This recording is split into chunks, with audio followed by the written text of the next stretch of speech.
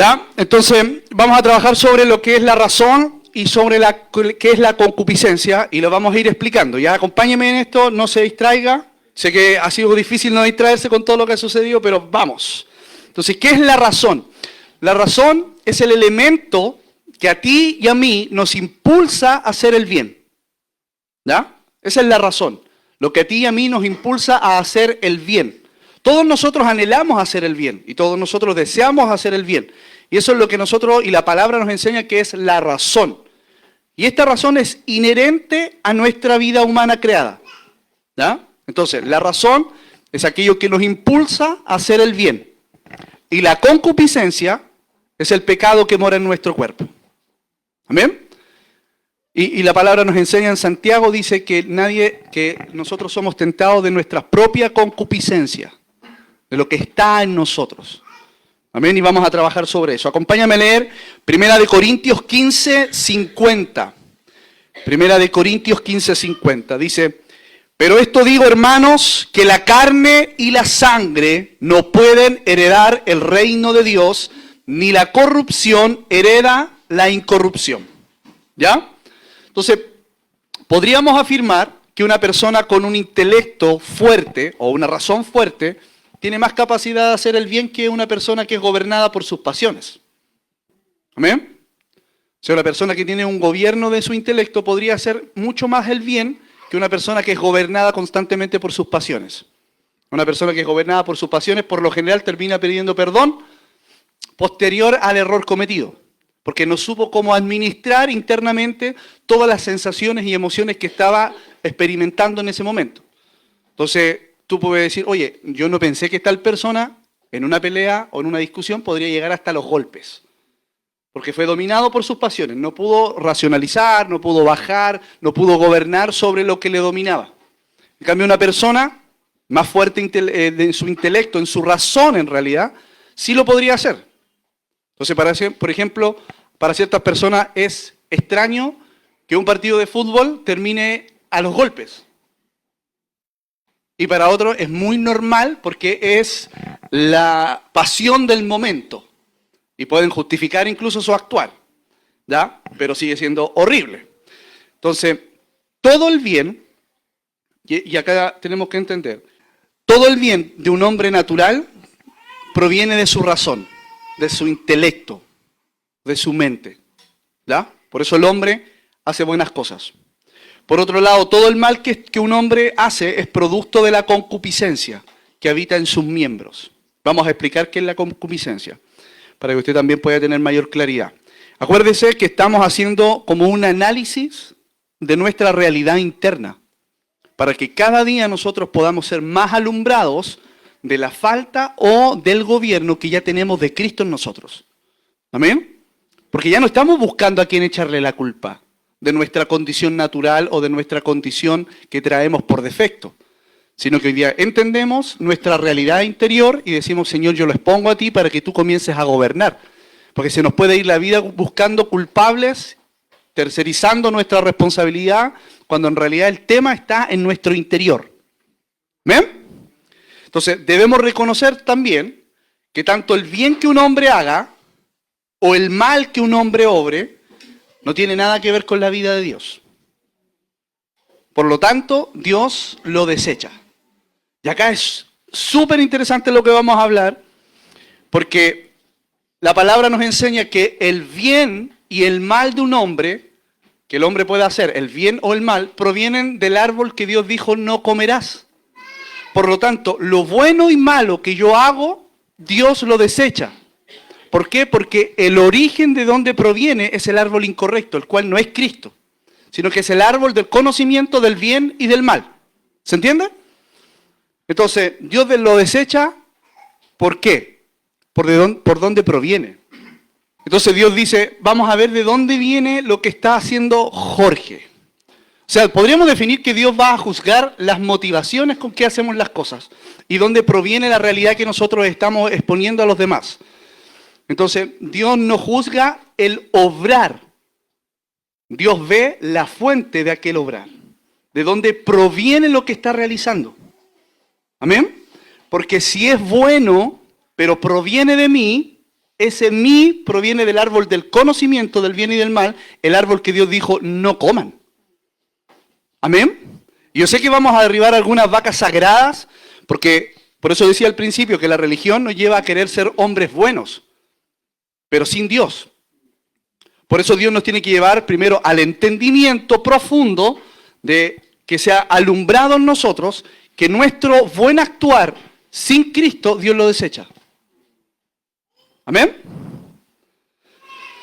Entonces yo le dije que íbamos a hablar y les iba a decir qué es lo que es concupiscencia. ¿Usted sabe lo que es concupiscencia?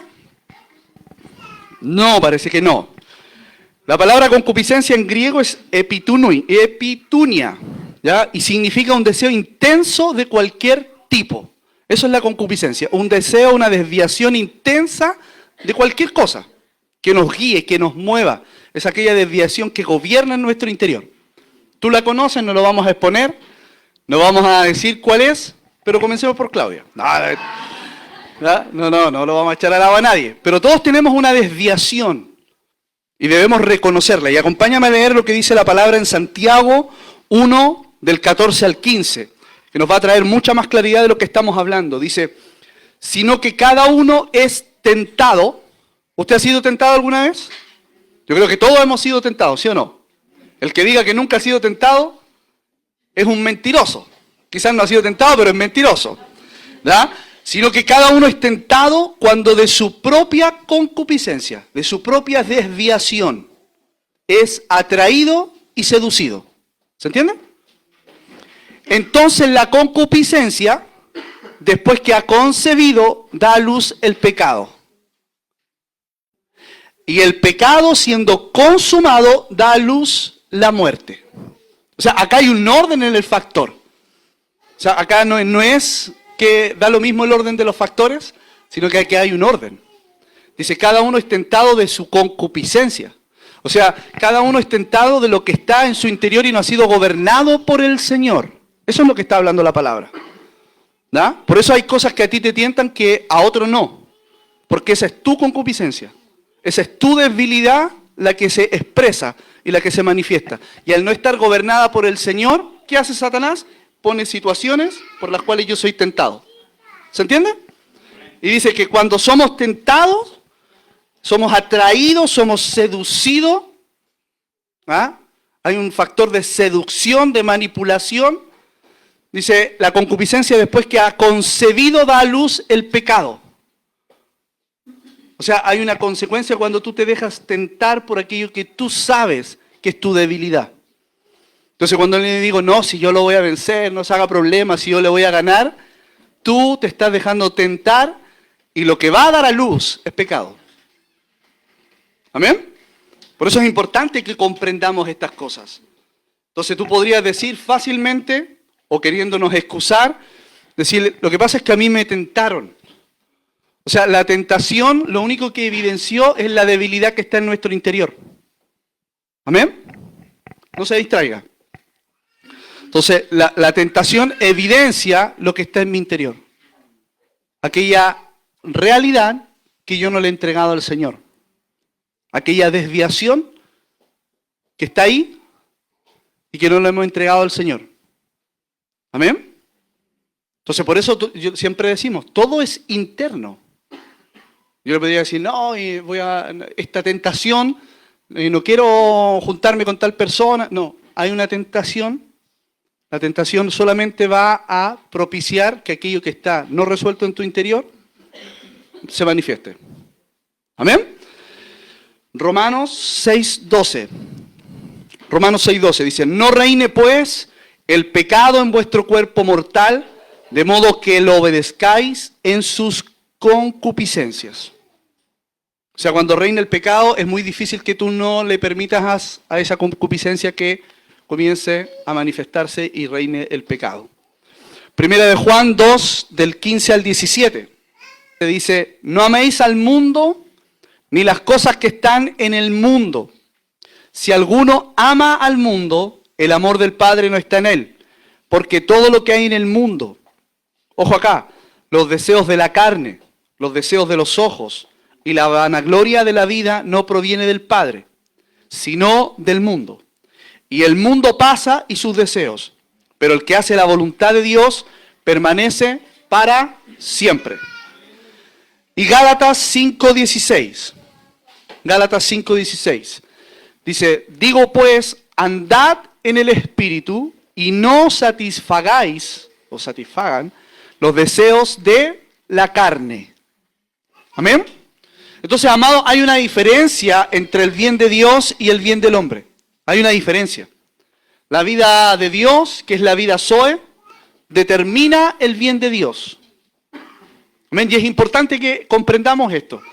Porque el bien de Dios no está definido por lo que tú haces, sino por la vida que está gobernando en tu interior. El bien de Dios está definido por su vida, no por las acciones. Entonces, una persona muy religiosa podría hacer cosas súper buenas para Dios, pero si no tiene a Dios, ese bien no proviene del Señor. Porque el bien de Dios está definido por la vida de Dios. Y las acciones del bien son la manifestación externa de una realidad interna. Entonces, el bien de Dios está definido. ¿Y qué Dios define como su bien? Todo aquello que proviene de su vida. Si lo que tú estás haciendo no proviene de la vida de Dios, Dios no lo llama bien. Dice, está fuera de mi propósito. ¿Por qué? Porque no proviene de mi vida. Por más que a nosotros sea jactancioso, por más que en nosotros provoque algo, si no proviene de la vida, Dios no lo define como su bien. Entonces es importante que podamos entender esta figura, porque lo que Dios hace es que no define el actuar, no define la acción. Tú podrías decir, pero yo lo que estoy haciendo es bueno. El Señor dice, mira, sí, tú lo defines bueno, ya, perfecto. Veamos de dónde proviene. ¿Amén? Dice, eso proviene de ti, de tu buena capacidad, de tu razón, pero no proviene de mí. ¿Amén? Por eso en el mundo tenemos gente, el mundo está lleno de gente haciendo buenas obras, pero sin Dios. Porque lo bueno de Dios proviene de su vida. ¿Amén? Por eso la palabra dice,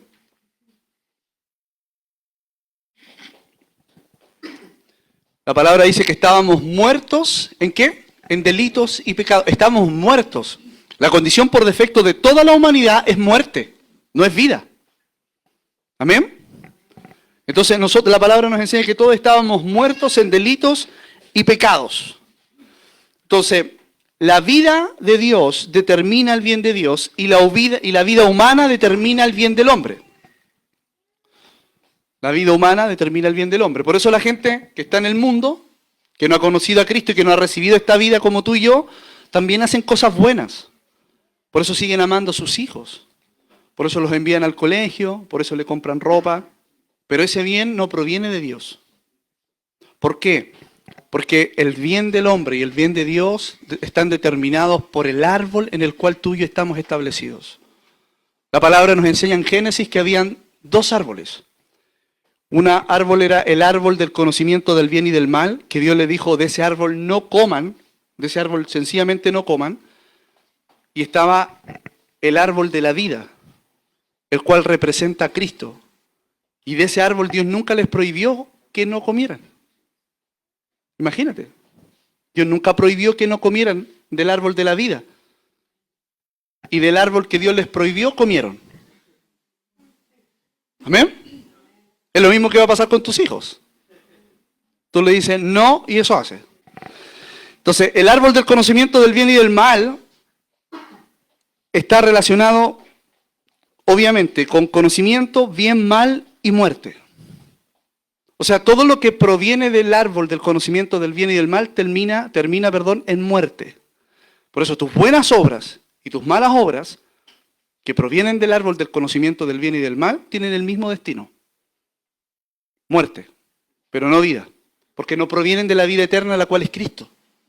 Amados, el Evangelio, como lo hemos hablado, y lo vamos a seguir hablando, está fundamentado en el hecho que el Evangelio es una vida que fue impartida.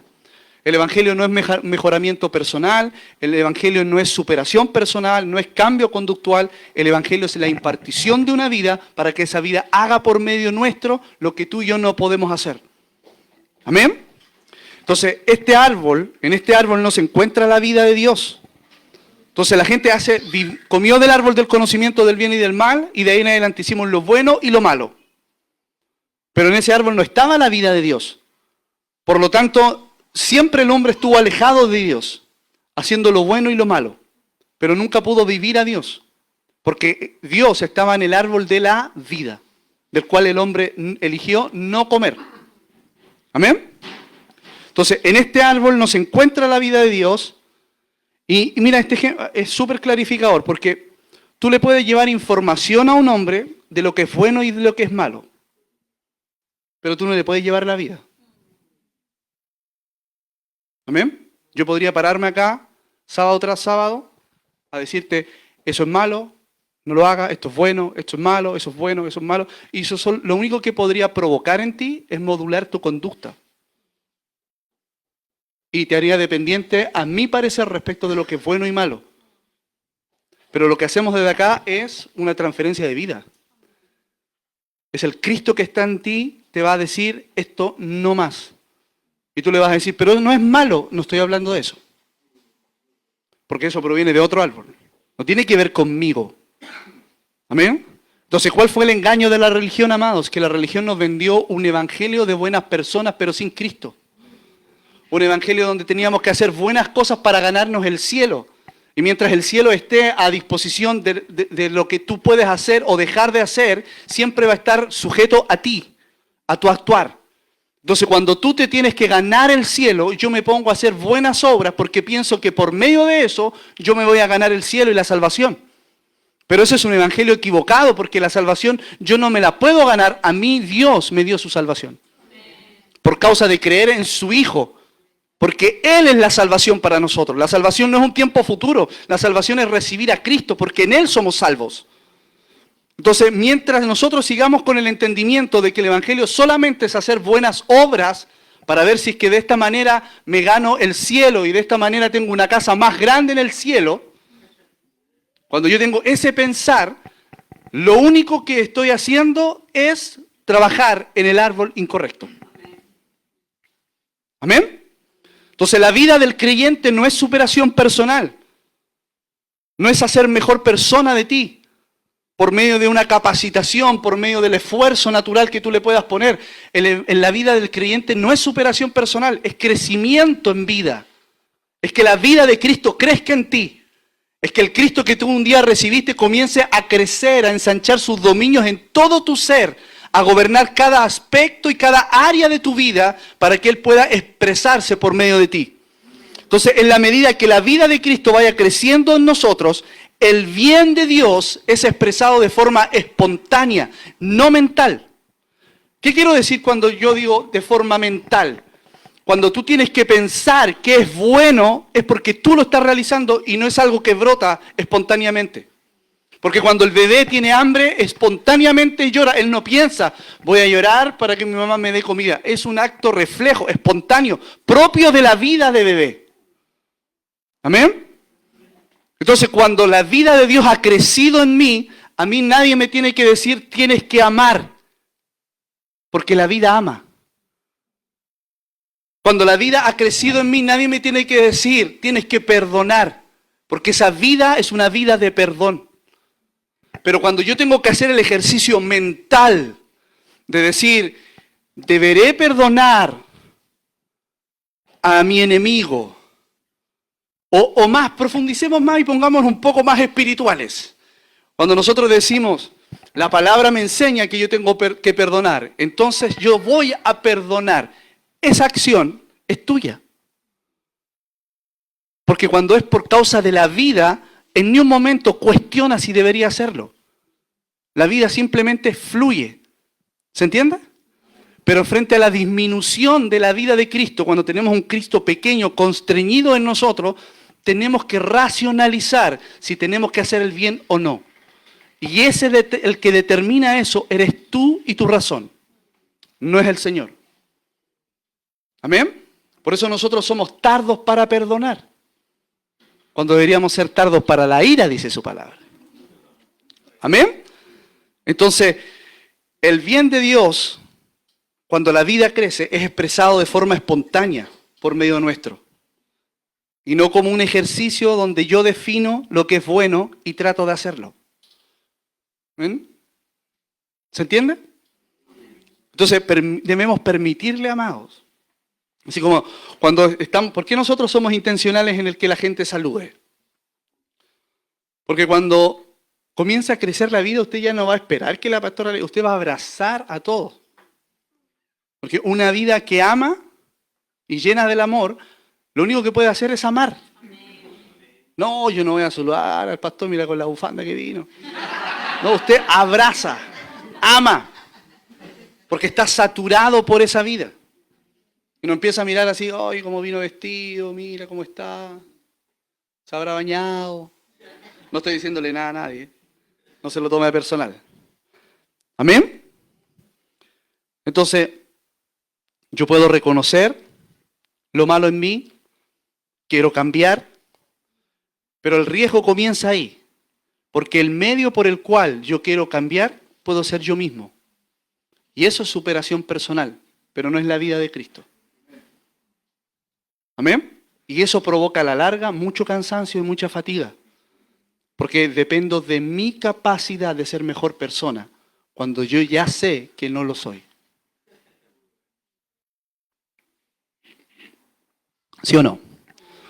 ¿Cuántos de los que estamos acá tenemos un área que cojeamos? ¿Cuántos? Yo levanto. Es que son varias áreas, ¿ya?, en las que cojeamos. Y frente a eso, nos quedan dos opciones. Tratamos de nosotros de mejorarlo, y frente a nuestra imposibilidad de hacerlo, usamos caretas de pseudo espiritualidad. ¿Sí o no? O segundo, que es la opción que yo le recomiendo, si me permite hacerlo, yo se la recomiendo, es correr a los brazos de la gracia. Y decirle, no yo, sino Cristo. No se trata de mí, se trata de Él. ¿Cuánto de Cristo hay en ti? Define todo. Si Cristo ha crecido en ti de forma espontánea, comienzas a ver cambios que tú nunca pudiste hacer por tu capacidad natural. Es un incremento de su vida, lo único que puede provocar los cambios que tú siempre has esperado. Yo puedo orar todo el día por ti, no lo voy a hacer, pero podría hacerlo. Y eso no va a provocar ni un cambio. Y podría echo fuera, reprendo el demonio de mal carácter, reprendo el demonio de cualquier demonio, el que usted quiera. Pero si la vida de Cristo no está creciendo en ti, no va a pasar nada. ¿Amén? Es más, el demonio es un justificativo para no permitirle al Señor gobernar en nuestro interior. ¿Sí o no? Termina siendo la mejor excusa para decirle, no, es que yo tengo un demonio de mal genio. Y tu esposa te va a decir, sí, yo lo conozco, tiene tu nombre. Eres tú el demonio. ¿Amén? Entonces, acá esto es muy importante. Porque entender lo malo en mí, comprender que hay cosas que no están bien, no es señal de cambio. Querer mejorar no es señal de cambio. Solamente permitirle al Señor que Él conquiste esa área. Es lo único que tiene el poder transformador, porque Él opera en una vida poderosa, no nosotros. Nuestra vida es limitada, está sujeta a nuestra capacidad, pero la vida del Señor es toda poderosa e ilimitada. ¿Amén? Y esa vida puede hacer fácilmente lo que tú y yo nunca hemos podido hacer. Entonces se puede volver un ejercicio mental, donde tú dices, tengo que amar, porque se supone que soy cristiano y voy a la iglesia, tengo que amar, pero nos encontramos incapacitados de hacerlo. No puedo amar, no puedo perdonar. Llevo años tratando de perdonar y no puedo hacerlo. No puedo ser libre de esto que me ha gobernado. Este dolor que tengo acá me tiene sumido un dolor y yo no puedo gobernar sobre ese dolor. No puedo sacarlo de mí. Quiero cambiar, quiero ser todo lo que el pastor está hablando. Pero no puedo. Levante su mano y bienvenido al club. Acá estamos los que no podemos. Acá estamos todos los imposibilitados de ser felices sin Cristo. Estamos todos los imposibilitados de ser libres si su vida no venía a nosotros. ¿Amén? Porque no se trata de que nosotros entendimos algo que tú no estás entendiendo. Nosotros fuimos alcanzados por una vida gloriosa, la cual es Cristo en nosotros, la esperanza de gloria. Acá estamos todos los que no podemos, si Él no nos abraza, si Él no nos llamaba, si Él no nos llamaba por nuestro nombre y nos decía, yo te llamé para ser libre. Porque se trata de Él, no de nosotros. Amén. El Evangelio tiene un solo nombre, no hay héroes en el Evangelio. El Evangelio es solo un nombre y es Jesús. El amado, el todopoderoso, el que vive y reina por los siglos. Acá no hay hombres. Hay solo uno y Él es digno de toda gloria. Él murió en la cruz, Él resucitó y Él se impartió en nosotros. El Evangelio se trata de Él, no de nosotros. Entonces, en la medida que la vida crezca en mí, esa vida de forma espontánea hace lo que es propio de la vida. Ya no como un ejercicio mental, sino como una expresión. ¿Amén? Entonces, existen dos tipos de bien. El bien de Dios y el bien del hombre. ¿Amén? Y el mayor problema que nosotros podemos enfrentar, amados, es que cuando yo determino o yo me doy cuenta de mi incapacidad y de lo malo que soy, de lo perverso que soy, y digo, ya voy a cambiar, el medio que yo puedo ocupar para cambiar, sigo siendo yo mismo. ¿Sí o no? Es como desarmar una casa que se está en ruinas. Y dice, mira, ya viene el encargado, el arquitecto o el constructor civil, viene el Claudito ahí, y te dice, mire, pastor, ¿sabe qué? La casa está mala hasta los cimientos. Y yo le digo, Claudio, ¿qué hay que hacer? Y él me diría, yo pensé que era más inteligente. Hay que botarla toda. Hay que echarlo abajo todo, no sirve en nada. Está todo malo, está todo corrupto. Está todo corrompido, está todo podrido, no sirve nada. Está perfecto, echémoslo abajo. Y ya está todo en ruinas, que en un momento todos nos damos cuenta que estamos en ruinas. Y cuando está todo en ruinas, yo le digo, ya Claudito, de estas mismas ruinas vamos a construir. Y vamos a hacer la casa mejor que antes. Porque ese es el mensaje que nos vende la religión. De las ruinas Él puede hacer nuevas historias. Mentira, hermano. Esa es superación personal. Donde nadie, es como el ave fénix. Así. De las cenizas. Dios no está interesado en eso. El Dios real no está interesado en eso.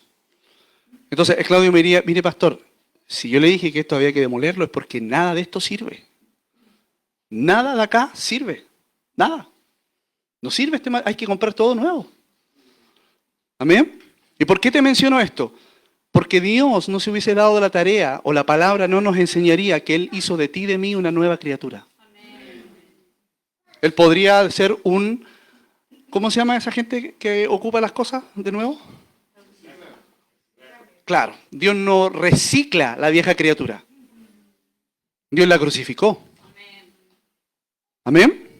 Y nos hace una nueva criatura. Y esa nueva criatura tiene un fundamento. Y el fundamento es su vida en nosotros. Amén. Entonces Dios no necesita reciclar lo malo tuyo, ni menos lo bueno. Dios necesita que tú y yo aprendamos a vivir en la nueva criatura. Amén. Entonces existen dos tipos de bien, como les decía, el bien de Dios y el bien del hombre. El bien de Dios contiene la naturaleza de Dios, porque procede de la vida de Dios. Y el bien del hombre procede de la vida del hombre y solo tiene comportamiento y no vida divina. Por eso hay gente que tiene mejor comportamiento. Como dicen los viejos, hay niños que son mejor portados. ¿Amén?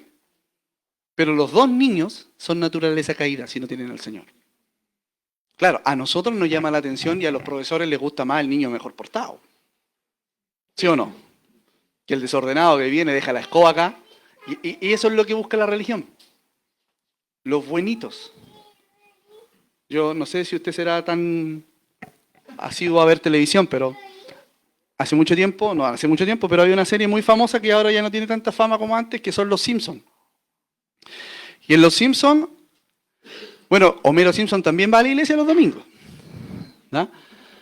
Pero en Los Simpsons ellos tienen un vecino, y su vecino se llama Ned Flanders, que es un religioso y que Ned Flanders es súper buena persona, viejo.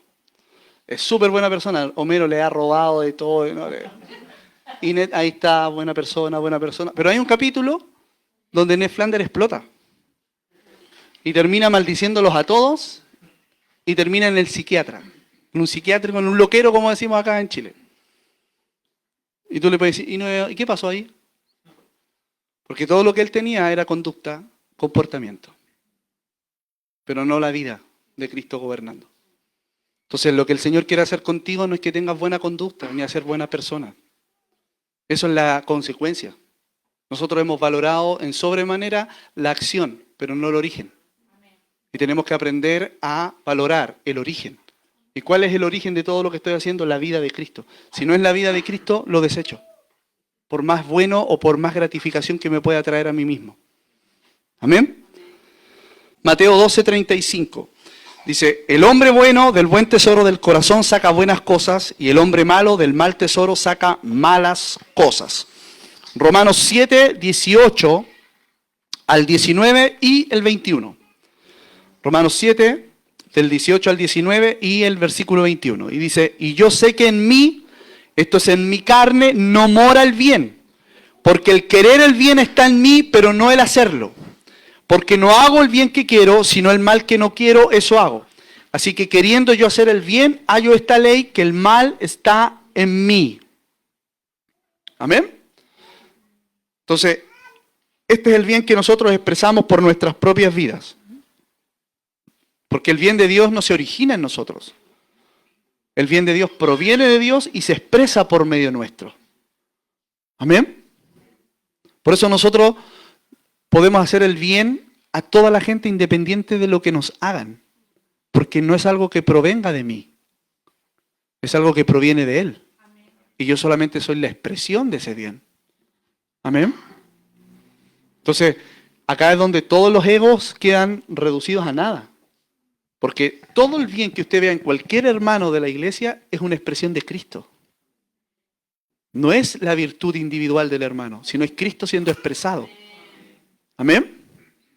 Y por eso nosotros tenemos que aprender a ver en todos los que estamos acá a Cristo. Cuando tú abrazas al hermano o a la hermana y le dices, oye, ¿sabes qué? Siento esto de parte del Señor. Es Cristo. ¿A cuántos de los que están acá le gustaría? ¿Ha visto la serie Los Elegidos? ¿The Chosen? Es linda, ¿sí no? Okay. Pero la serie tiene sentido solamente cuando aparece Jesús. Cuando están contando la historia de los discípulos y decía, cambia, no tiene ni un sentido. Para mí no tiene ni un sentido. Pero en el momento en que aparece Jesús, cambia todo. Así el Cristóbal estaba más así, ¡ay, llegó el Señor! Espectacular, y los milagros, todo eso. Pero hay muchas escenas donde la gente lo abraza. Así, imagínate abrazar al Señor. ¿A usted le gustaría abrazar al Señor? Abrace a su hermano porque ahí está el Señor. ¿Amén? Abrace al que está a su lado, ahí está el Señor. Porque el Señor ya cambió y tiene un cuerpo nuevo. Que es el cuerpo de Cristo, el cual es la iglesia.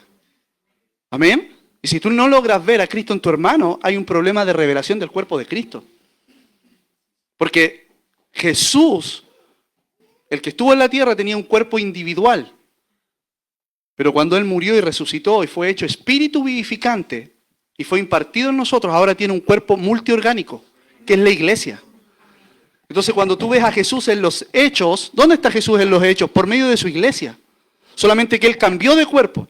Porque en los 4 evangelios tú ves a Jesús haciendo milagros, sanidades, y todos amamos eso. Y después dice hechos de los apóstoles, pero sigue siendo Jesús, solamente que ahora cambió el cuerpo. Y el cuerpo por el cual está siendo expresado es la iglesia. O sea, Él nunca más se fue de nosotros. Por eso la palabra dice, donde hay 2 o 3 congregados, ahí estoy, porque Él está acá, porque su cuerpo, que es la iglesia, está. Amén. Entonces, cuando nosotros empecemos a ver a Cristo en nuestro hermano, se va a empezar, porque todos nosotros queremos tener una experiencia individual, personal y solo para mí con Jesús. Y ese es nuestro problema, el individualismo. Pero cuando tú mueras a eso, tú vas a aprender a ver al cuerpo de Cristo y decirle, es que yo quiero estar en las reuniones y el Señor está hablando. Cuando me abrazan mi hermano, es el Señor el que me está abrazando. Amén. O sea, tú ves la iglesia primitiva y le decían, mira, hay una señal que será un distintivo entre ustedes. Y ese distintivo será el cómo ustedes se saludan, cómo ustedes se expresan el amor. O sea, cómo se aman. Será visible, la gente los va a reconocer como mis discípulos. O sea, yo creo que ellos se veían, era una fiesta, viejo. Y usted llega acá así, todo enojado. ¿Ah? Amén. Necesitamos que se nos revele el cuerpo de Cristo. En la medida que se ha revelado el cuerpo, tú vas a valorar cada instancia que tengas con la iglesia. Amén. Y no te vas a decir, no lo voy a ver online. Online no te va a abrazar nadie. Amén. Así que le hablamos a todos los que están conectados ahí. Efesios 2:10 dice, porque somos hechura suya, creados en Cristo Jesús para buenas obras, las cuales Dios preparó de antemano para que anduviésemos en ellas. Segunda de Corintios 4:11. Porque nosotros que vivimos siempre estamos entregados a muerte por causa de Jesús, para que también la vida de Jesús se manifieste en nuestra carne mortal. Amén. Y quiero terminar con esto. Los que toman apunte, ponga ahí 4 declaraciones. 4 declaraciones importantes que vamos a empezar a ver. Primero, la reforma llevada a cabo por el hombre para cambiar al hombre toma como materia prima lo bueno que Dios puso originalmente en el hombre. O sea, el hombre se quiere mejorar a sí mismo a través de él mismo. ¿Se entiende? O sea, va a llegar un punto donde tú te das cuenta que eres malo, pero aún así quieres seguir intentando que tú puedas mejorar. Es como el tóxico, la tóxica. Tú sabes que ella, hijo, por ahí no va. Todo el mundo sabe que no va por ahí. Y tú sigues. No es que me dijo que va a cambiar. Y tu amiga dice, amiga, date cuenta. No va por ahí el tema. No va por ahí. Déjalo. No, es que me prometió que va a cambiar, que va a mejorar. Es que ahora está distinto. Ahora se baña. Ahora ha mejorado, cambió. Pero ese cambio, ¿cuánto dura? 1 mes. Y una pequeña discusión y vuelve a salir la miseria que había por dentro. Entonces, la reforma que el hombre quiere usar y que la religión usa es tomar al hombre y tratar de mejorarle la conducta para cambiarlo. Pero lo que hace el Señor, la liberación realizada por Dios, se produce en que Él pone su vida en nuestro espíritu y desde nuestro interior Él provoca los cambios. ¿Amén? O sea, Dios no se vale del hombre para cambiar. Dios se vale de su propia vida impartida en nosotros. Dios dijo, quiero asegurarme de que la Sandra, de que Jaimito pueda cambiar de una vez por todas. Entonces, ¿qué hago? Yo me imparto en él. Porque, como hablábamos la semana pasada, no hay ni un conocimiento externo que te permita mejorar. Solamente la impartición de la vida del Señor es la que comienza a provocar los cambios que tú y yo necesitamos. Por eso tú pudiste haber buscado en toda forma de terapia y de mejoramiento personal y no funciona. Porque es un conocimiento externo. Es solamente tratar de meterle más conocimiento, más información, entregarte ciertas habilidades, ciertas capacidades, pero que no son vida. Y como no son vida, no pueden provocar los cambios de vida que tú y yo necesitamos. Pues no es vida. Tú puedes leer los mejores libros motivacionales y todos los discursos que a nosotros nos gustan, despierta el campeón que hay dentro de ti, tú eres lo mejor, todas esas cosas. Eres una guerrera, empoderada, todo eso. Pero tú sabes que no provoca cambios. Porque es la misma materia prima con la cual fracasaste, con la que tú quieres ahora mejorar. ¿Amén? Gálatas 2:20 dice, con Cristo estoy juntamente crucificado y ya no vivo yo, mas vive Cristo en mí, y lo que ahora vivo en la carne, lo vivo en la fe del Hijo de Dios, el cual me amó y se entregó a sí mismo por mí. Debido a esto, a las distintas reformas que usa Dios y que usa el hombre, los métodos empleados por ambos son absolutamente diferentes. ¿Ya? ¿Qué hace el hombre? Ejerce la fuerza humana, tratando nuestro cuerpo con rigor, subyugando las pasiones. ¿Amén? Nunca más hago esto, me determino a ser una mejor persona, me determino a nunca más volver a hacer esto. Esas determinaciones de domingo que terminan el lunes, que no tienen más poder que eso, ¿Ah? Entonces somos nosotros tratando de cambiar, de mejorarnos, no, voy a un retiro, y nosotros esperamos que en un retiro de 3 días, mira, sí, solo de pensarlo es necio, solo de pensarlo es tonto. ¿Ah? Un retiro, y en 3 días voy a llegar una persona nueva. Y el Señor dice, mira, ¿sabes cómo yo hago eso? Llevándote a la cruz, no a un retiro. Si no vas a la cruz, no sirve. ¿Amén? Porque Él fue a la cruz y resucitó una nueva realidad. ¿Amén? Entonces Dios dice, no te vayas a un retiro donde lo único que es pura emoción. Pura emoción. Y lees las cartas de tu familia, así. Tú lees las cartas y dices, oh, mi mamita me mandó una carta, y tú todo emocionado. Y tu mamá con toda la esperanza dice, ojalá haya cambiado.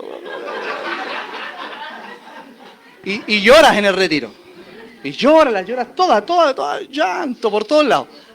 ¿Sí o no? Harto papel higiénico. El tema es que el miércoles, tu mamá, a los más jóvenes, te manda, no te gustó y vuelve a salir la misma miseria. No sé para qué te pague, porque hay que pagarle más encima el retiro a los lindos. ¿Para qué le pagué la cuestión si sigue siendo lo mismo? Porque en 3 días tú no puedes cambiar. ¿Amén? Porque el método que tú estás usando es tu misma vida, tu misma naturaleza corrupta y caída. Donde no hay respuestas, donde no hay solución. Pero lo que el Señor hace es impartirse en ti. Y Él te dice, ahora óyeme a mí, sígueme a mí, guíame a mí. Déjame guiarte a mí. Y yo haré los cambios que tú no puedes hacer. ¿Amén? Entonces la liberación de Dios se lleva a cabo poniendo su espíritu en nuestro espíritu. ¿Y qué hace? Le da vida. ¿Amén? Jeremías 31:33. Pero este es el pacto que haré con la casa de Israel después de aquellos días, dice Jehová. Daré mi ley en su mente y la escribiré en su corazón. Y yo seré a ellos por Dios y ellos me serán por pueblo. Colosenses 2:20. Pues si habéis muerto con Cristo en cuanto a los rudimentos del mundo, ¿por qué, como si vivieseis en el mundo, os sometéis a preceptos? Y Colosenses 3:4 dice, cuando Cristo vuestra vida se manifieste, entonces vosotros seréis también manifiestos con Él en gloria. ¿Amén? 2. La liberación del hombre efectuada por Dios, no hace de nosotros meramente hombres buenos, sino hombres portadores de su vida. ¿Amén? Hay un paso más allá respecto de lo que hace o intenta hacer la religión. Dios no quiere que tú seas una buena persona sin Él, porque es imposible. Dios no sería tan perverso como la religión para hacer eso. Dios no es tan malo para pedirte que tú seas buena persona, pero sin impartirse. O sea, Dios no te diría, quiero que de aquí en adelante tú seas buena persona, pero yo sé que no lo vas a lograr. Dios no es ese. ¿Amén? Imagina, ese sería un Dios terrible, un Dios perverso, que te diría, Lisandro, quiero que de aquí en adelante seas recto, que hagas esto, nunca más. Pero no me voy a impartir en ti. Depende de ti ser buena persona. Tú podrías decirme, pero ¿cómo si ya lo hizo en la ley? Porque el objetivo de la ley no era que el hombre fuera bueno. Era que el hombre se diera cuenta de que no podía ser si Dios no estaba en él. Nosotros no podemos ser buenas personas si Dios no habita en nuestro corazón. Nosotros no podemos amar incondicionalmente a nuestros esposos, a nuestras esposas, si el amor de Dios no está primeramente en nosotros. No podemos hacer lo que Dios anhela que hagamos si su vida no está gobernando en nuestro interior. Por eso las frustraciones, por eso el cansancio, por eso la fatiga, por eso tú sientes que no das la medida con Dios. Porque la religión te inventó un Dios perverso. Un Dios que solo demanda de ti, pero que no te da la capacidad de poder generar ese cambio. Pero lo que hace el Señor es completamente diferente. Dice, yo veo la humanidad y sé lo que padecen. ¿Qué hago? Yo voy a morir por ellos, pero no me quedo hasta ahí. Porque nosotros a veces tenemos solo ese entendimiento de que Dios murió por mis pecados porque yo no salvaba a nadie. Y es verdad. Pero Dios no se quedó ahí, porque hay un resto de la historia que nosotros no hemos disfrutado. ¿Y cuál es el resto de la historia? Que la palabra nos enseña que Él resucitó, que fue hecho el espíritu vivificante, el espíritu que da vida. Y ese espíritu entró en nosotros como vida para provocar todo lo que tú y yo no podemos hacer. Entonces, Dios demanda más cosas, pero nos entregó la capacidad de hacerlo. Porque esa capacidad está en la vida que es Cristo en nosotros, la esperanza de gloria. ¿Amén? Entonces, no es un cambio de vida lo que Dios busca. El Señor me cambió la vida. No, Dios no busca un cambio de vida, sino un intercambio. El Señor me dice, mira, aunque pierda, Jorge, dame tu vida que no salva a nadie y yo te doy mi vida todopoderosa. ¿Amén? ¿Dónde firmo? Le dice usted. ¿Dónde me conviene esto? Me conviene, no hay pérdida en este trato. ¿Amén? Entonces es correcto decir que hay solo 3 clases de hombres en el universo. Los buenos, los malos y los que hemos sido engendrados por Dios. ¿Amén? Los buenos y malos están en la misma realidad, pero los que fuimos engendrados por Dios tenemos su vida. ¿Amén? Tercero, debemos vivir en Dios. Y ese es el tema central de Juan 15. Dice, permaneced en mí y yo en vosotros. Entonces tú y yo debemos permanecer en Él. Amén. Filipenses 1:21 dice, porque para mí el vivir es Cristo y el morir es ganancia. Para mí el vivir es Cristo y el morir es ganancia. Entonces el hombre, la mujer que ha nacido de nuevo, comienza a obedecer el sentir de esta vida interior. Dios comienza a hablar en tu interior y tú le obedeces a lo que Él está hablando en tu interior. Porque Dios ya no te va a hablar por fuera. Dios no necesita hablar audiblemente. Por más que nosotros romanticemos el que Dios me hable desde el cielo, Dios no necesita porque Él habita en tu espíritu. ¿Para qué Dios le hablaría a tus oídos si yo estoy en tu espíritu? No necesito hablarle a tus oídos. ¿Y sabes por qué a nosotros nos gustaría? Para contarlo. Es el único hecho por el cual a nosotros nos gustaría. Para contarlo. ¿Sí o no? Y decirle, a mí Dios me habló audiblemente. Un día estaba haciendo la cama y yo sentí la voz del Señor que me llamó, Jorge, perdona a tu esposa. Ahí no nos gustaría que Dios nos hablara eso. ¿Sí o no? Pero Dios no necesita hablarte audiblemente porque Él habita en tu espíritu. ¿Amén? Y Él pone un sentir profundo, que es el sentir interior, y Él lo único que espera es que tú y yo lo comencemos a obedecer. ¿Cómo puedo ser guiado por el Señor? Empieza a obedecer a la voz interna que está hablando en tu interior. Y que frente a una discusión, frente a un problema te dice, no. ¿Amén? No necesita que alguien ponga la mano sobre ti y que ore y todo eso. Lo vamos a hacer. Yo tengo problema en orar. Si usted quiere que oremos por usted, no hay problema. Pero lo que estamos hablando es aprender a vivir la realidad en la cual estamos posicionados. ¿Amén? Entonces, el hombre nacido de nuevo comienza a obedecer el sentir de esta vida interior. Y en un momento la vida te va a decir, anda a perdonar.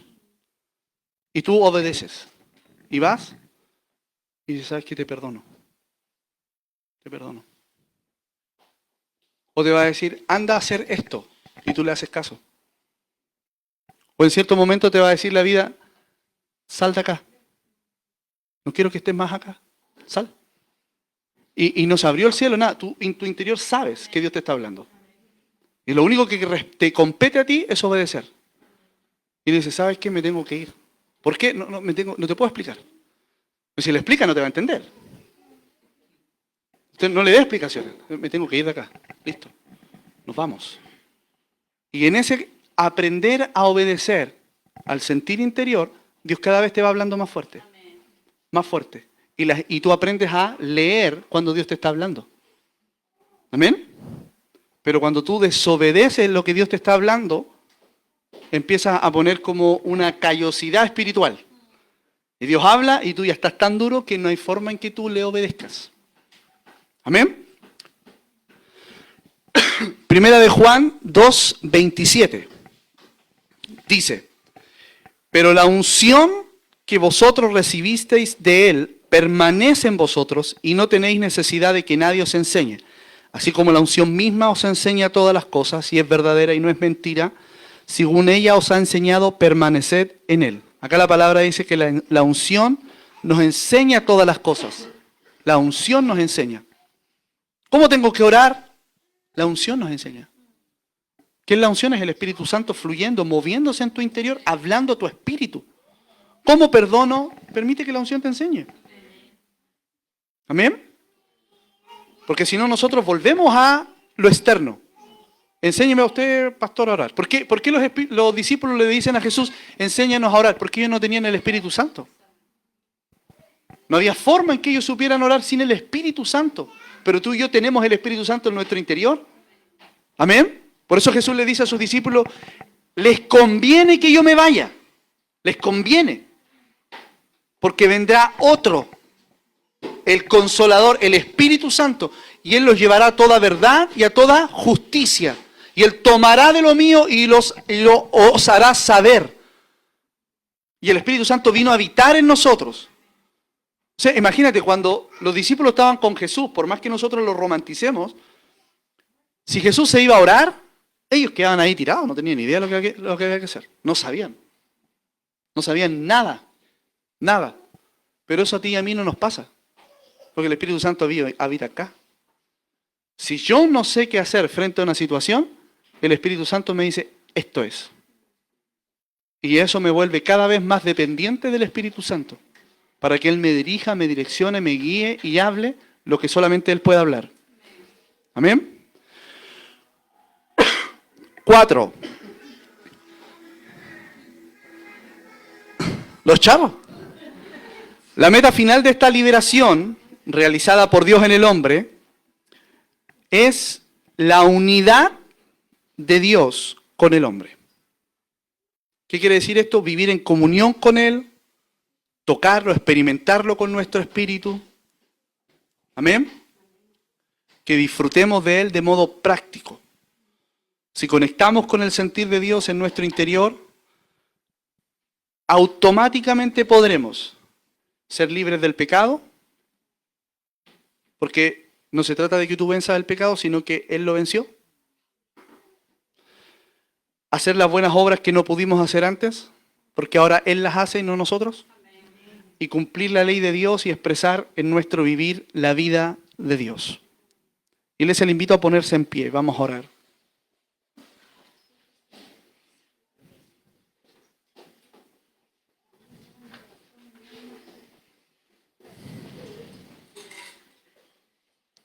No. Amén. Entonces, amados, nuestra necesidad urgente, tanto la tuya como la mía, es comenzar a experimentar a esta vida que es Cristo en nosotros. Dios nos está buscando hacer una mejor persona de ti. Esa no es su meta. Dios está buscando conformarte a la imagen de su Hijo. Conformarte a la imagen de Cristo.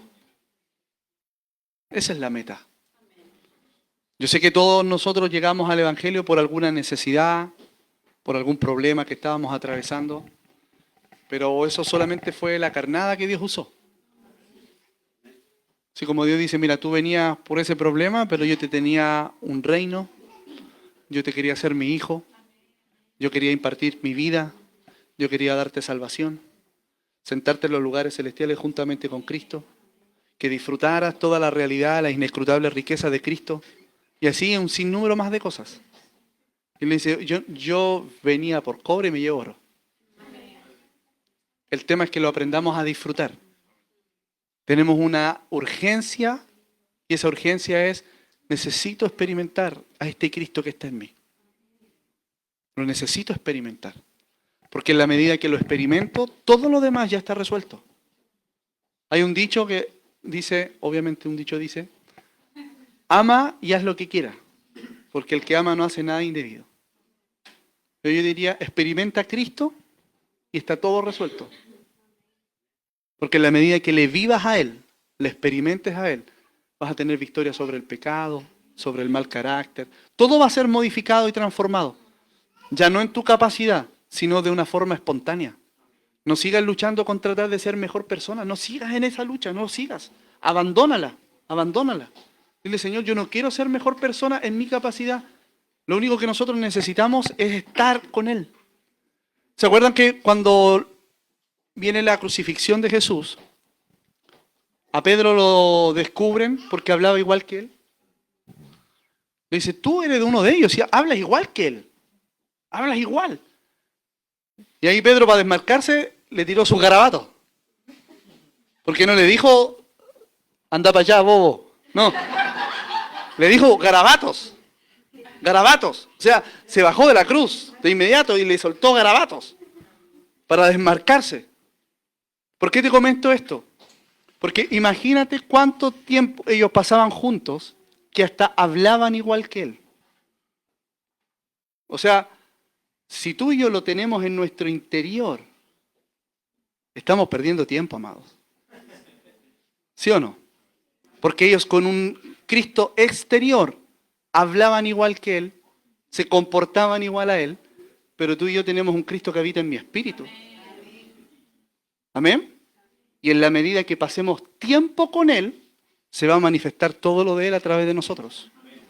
Esa es toda la riqueza del Evangelio, que para ti puede ser poco, pero hay una profundidad enorme.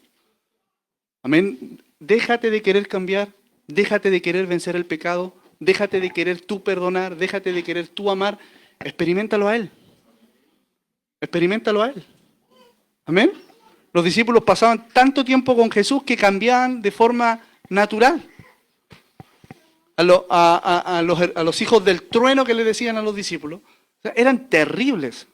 Eso eran como anarquistas y buscaban derrocar el gobierno. Y ellos pensaban que el Mesías venía para hacer eso, para derrocar el gobierno y ponerlos a ellos como la mejor nación. Y Jesús los tomó y uno de ellos llegó a ser Juan, que es el discípulo a quien él amaba. Juan se define a sí mismo como el discípulo amado del Señor. Dice que Juan reposaba su cabeza en el pecho del Señor. Y ahí estaba. O sea, de querer matar a todo el mundo a ser un hombre que expresaba el amor. Y es lo mismo que sucedió posterior con el apóstol Pablo, que de ser un asesino de cristianos, dice, nosotros hemos sido como la nodriza con ustedes. Los hemos tratado con amor. ¿Qué cambió? Oye, mejoró. Pablo no mejoró. Siguió siendo siempre el mismo, solamente que permitió que Cristo creciera. Mi consejo es, deja que Cristo crezca en ti, para que tus hijos lo vean, para que tu esposa lo vea, y te digan, wow, qué hermoso es Cristo, qué glorioso es Cristo, lo puedo ver a través de ti. Y quizás la gente no nos abraza porque hay muy poquito de Cristo. Y es tiempo que comienza a ser expresado, que comienza a ser visto. Y la gente puede decir, me encanta abrazarte, hermano, cada vez que abrazo yo siento al Señor. Cada vez que me junto contigo, amo pasar estos tiempos porque yo veo al Señor.